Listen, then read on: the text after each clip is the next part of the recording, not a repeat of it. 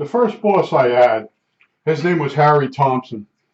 He was a real slave driver. Let me put my light on. Doesn't make that much difference. Hit the button. Okay. Anyway, he would come up to me. It's ready for lunchtime, and he'd come up to me. He goes, Johnny, because I lived across the street. Run home and get a saw and come back. And Esther's got her car parked under the tree over there, and cut all the low branches down so she can get her car in and out of there without scratching it. See, we had a summer that was extremely hot, and she'd come out to her car, and she was like a supervisor. And she asked him. She said she used to call him Mr. T. His last name was Thompson, and she called him Mr. T. This is before Mr. T came out. But anyway, she goes, Mr. T, could you have someone? Blah blah blah. There I am. I'm the guy. So at lunchtime, I run across the street. I go in my house. I go down. I get a saw, and I come back over, and I start cutting the branches that are on the car and above the car. Give her some room to get in there, and I'm cutting them. And out comes Ferret Face. Now, I don't know if you've ever seen MASH, but Frank Burns, his nickname is Ferret Face because he actually does look like a rodent. He's got a rodent type face. Now, this guy, his name was Frank Burns. This guy, Kenny, that worked with us, he was twitchy. Like something really bad happened to him. You in your mind think he was in a war, maybe, I don't know, and he just bombs blew up next to him or whatever. But he was real shaky and twitchy.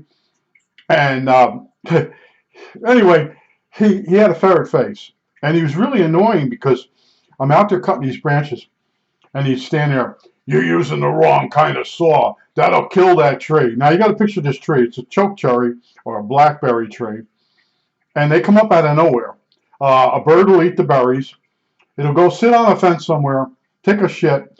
The seed drops out of the bird's ass, and it grows another one of these trees. And the whole back lot was trees, and Esther wanted to park under them, and we needed to. So he just kept saying it over and over and over. So out comes the boss, and I'm almost done. And he's like, good, you went up high enough. Yeah. And then Kenny, Ferret Face, starts saying to him, almost like in MASH. That's why I laugh every time Ferret Face goes in to talk to the Colonel Potter or whatever. I laugh because it's like Kenny, he's not using the right one. Blah, blah, blah, blah. And the boss basically told him twice to shut the fuck up, nicely. And then we're going back into the building, and he goes, Kenny, come here. And Kenny goes over there, and he takes the guy's, he takes his time card out, and he punches him out for the day. And he says to him, you come back here when you know how to talk to people or something. He said a few things to him. The guy was all upset. And during the day, the buses really ran the best early in the morning and late afternoon. You could get a bus during the day, but you'd have to wait maybe an hour back in those days. And I looked a few times. He's sitting out there, and he's got to go home, and he's got to wait a few days. Then he's got to call back up and ask for his job back. And then later on in the day, Harry comes over to me, and he's telling me, he goes, I had to do that to the guy. He says, I was watching him. I said, yeah, he just kept repeating it over. You got the wrong saw. You got the wrong saw. You got the wrong saw. It's really annoying. So I said, what happened to that guy? He says, oh, he just had a mental breakdown. No pressure. He just had one. And now that's the way he is. And my boss learned to stop him and to straighten him out for a while. It'd be good for like 6 months. He'd punch his card out. In the old days, you had a card.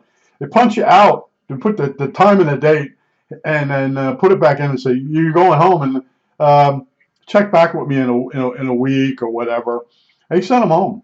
And I felt bad for the guy, but later on, he did something else that's stupid. In Worldway, we did assembly. Now, you have to picture, you've seen wires that are three of them sort of twisted together, and they run them, maybe a shield on it, a shield casing. Well, we had these jobs, and it would call for 3 twisted wires, twisted together, and say it was the way you ran it through this harness, big harness now, 8-foot harness on a piece of plywood with nails. I won't explain that to you, but harnesses are made. You drop them in the machine, and it's all the wiring for the machine, and you just hook the ends up, and you're done. And that's the way industry works. They didn't run every single wire. They would use wire harnesses, mostly the military and the post office. So in this one case, they needed a wire that was 3 colors. It was black, white, and maybe red. And you needed it had to be 12 foot long. So the guy that's always telling me everything, he's twisting the 3 colors, and he's testing. We used to put pieces of tape on a bench. We had these long assembly benches, and he measures it for 12 feet, and then he twists the wire. And then I said to him, I said, when you twist the wire, it gets short. He didn't believe me. He didn't believe me. So anyway, the boss comes in. He catches it like right away. Jesus Christ. And I'm like, and then he's looking at me. I said, I told him. He wouldn't stop. And then they went over to the time clock, and the guy went home again. And I said, I felt bad. I kept telling him, you got to put a little extra of each wire in there. And you hooked the 3 wires to a vise, and you tighten it down. Then you put your fingers on them, and you run them parallel to each other as you walk away from the vise. You get to the other end, and you put the 3 wires in a 3-jaw chuck, and you tighten up the key, and then you click the drill, and it twists the wires. Now, if you laid it all out right, as the wires are twisting, you want it to look nice, and you want it to be longer than 12 foot. That's all you had to do. And you could do that job sometimes the full day. And that would be enough for the girls for maybe 3 days of harnesses. But here's this guy, he was an expert on everything, but he'd fuck up all the time. And I said to him, yeah. I said, you have to make those wires a little longer, and then he just couldn't see it. He couldn't picture. Why would the wires get shorter? Oh man, the stuff that it was just like intuitive for me to know this. And other people are like, well, what do you mean they're getting shorter? I said, you're twisting them. And as you put the drill on, the hand drill, you can feel it pulling you towards the vise. So that should be telling you the wire's getting shorter. But some people, they don't have that in their brain. But it was so funny. Boss comes in. He looks at me like, I'm starting to make you a supervisor. I'm like, I don't know if I want to be a supervisor. And I became a supervisor. And it drove my mother crazy. She worked there. And I was only part-time, but I became in charge of other people. Let's just put it that way, supervisor. But anyway, it was so funny. You try to stop someone from fucking up, and they're just a real fuck up. You can't fix stupid. All right, there's the saying. That guy Ron something that says Ron White is his name. You can't fix. That's an older saying than that. He made a big routine out of that, and it was actually somebody else's idea. But you can't fix stupid. And what is the guy stupid is a stupid does? Forrest Gump. Yeah, you're working at a place, and I told you the one time that everybody during we got ice storms. They'd go out with these Alpha towels. Now these are square towels that Alpha would bring barrels of them into the place. You would use them when it got dirty. You put it in the barrel, and then they take it back and wash them and bring them back. So the girls would go out and they put all Alpha towels on their front windshield, and then they put bricks on it. I don't know where they get the bricks from. So I told you this story once before. In other words, I now have to use the snowblower, and I keep getting freaking bricks in the snowblower in the area where the cars were. So I broke a shear pin. I didn't know what a shear pin was, and I got just one side of the snowblower working, which is making the job even harder. And as soon as the guy, the boss, Harry, pulled in, I went right over him. I said, look, I said, only one side of the snowblower is turning. I said, there's bricks in the snow with Alpha towels. And he knew right away what happened. And he took me inside. He goes, I'll give you some shear pins. He gave me freaking 7-penny nails, whatever they are. The ones for doing studs.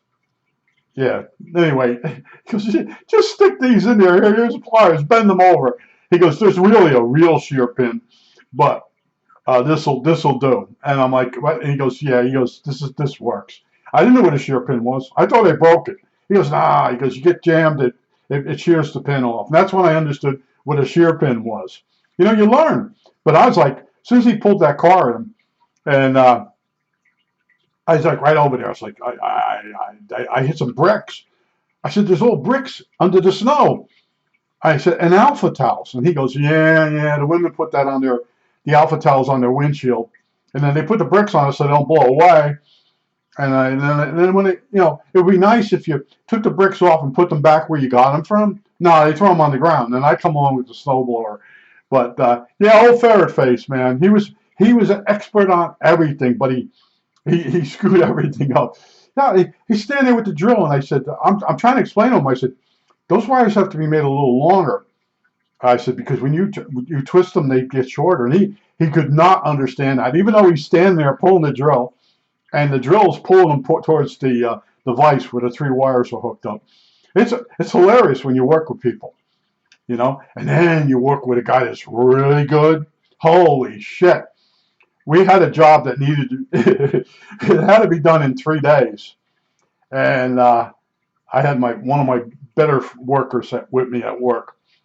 And we had it done like in 4 hours, some ridiculous amount. And the boss says, every time I you send other guys back here to do this. Yeah, there's the problem. I said, we were cruising along. We kept checking with them to make sure we were doing the right amount. And, because it's like, this is nothing to it. See, when you send some people to do a job, they Hollywood it. Now, Hollywooding a job is you make it look more difficult than it is. And in McGraw-Edison, Joe Tommaso used to use the word Hollywooding. And Hollywooding is you're acting. You're at the job, and you get all the tools out, the tools of the trade, and you make like you're doing the job. You have no idea what you're doing. And you Hollywood the job, hoping somebody comes by that you can confide in, and they'll actually show you how to do the job.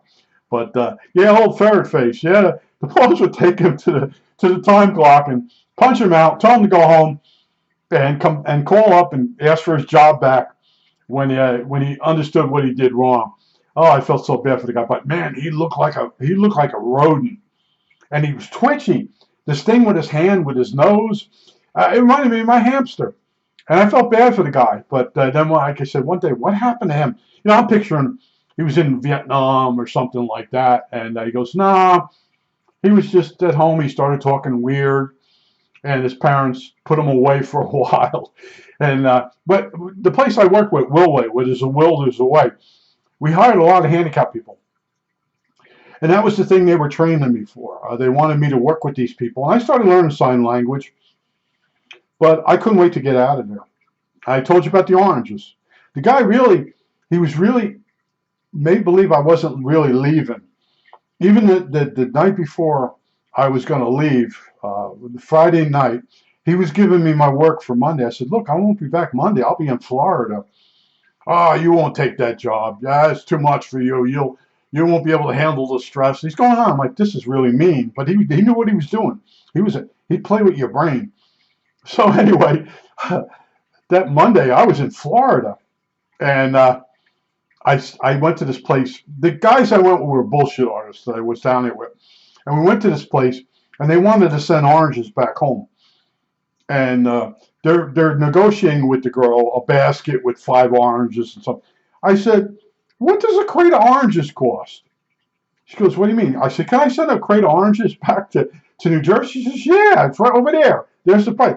And I'm over there, and it's like $100 for a wooden crate. This is way back in 1971, 72, somewhere around that. And there's the wooden crate. You fill out your name and stuff. I handed her the $100. I forgot about it. I totally forgot about it. And then I call home, and my mother says, what did you do? I said, what's the matter? She says, I'm sitting in the cafeteria, and this big truck comes in with a giant crate of oranges. And then Harry, I was insulting him because he made me feel like I wouldn't be able to do the job in Florida. I sent the oranges. Like, I'm down here in Florida. Here's some oranges. Meanwhile, he made a guy go to a store and buy a bunch of bags. He put all the oranges into bags and gave them out to all the employees. But my mother says he didn't get the joke. I said, well, it is what it is. But yeah, the Ferret guy. Every time I watch MASH and Frank Burns starts his bullshit, I see that guy Kenny the same way. He's always squealing on everybody. Meanwhile, he was a screw up. But he didn't know it. I guess after the first episodes of Shock Therapy, he couldn't tell, the reality from, his reality. And but yeah, I went through a lot. And Willow was across the street. I worked there for 3 years. And like I said, I had keys for the place up until almost when I left New Jersey. And I was cutting people's lawns I was trying to stay in New Jersey. I went over there and he needed a lawn cutter. And I said to the kid, the son that ran it after that, I said, get some estimates and then I'll come in better and I can get some extra stuff done for you. And one day I heard a lawnmower running. He hired somebody else. So I walked over there and handed him the key back for the place. And then the old man stopped the car. He was coming by on the road. He stopped the car and he's ready to talk to me. I gave him the finger. I ain't talking to you. Go away. And I don't care whose fault it was, but I should have been given that job of cutting the lawn across the street from my house. I have the keys to the place. Here, take the keys back. You didn't even say to me how much you're paying the guy and give me a chance to make an offer. And at that point, I started thinking, I got to get out of New Jersey. People that should be helping me weren't helping me. I think that's it. All right, that's it.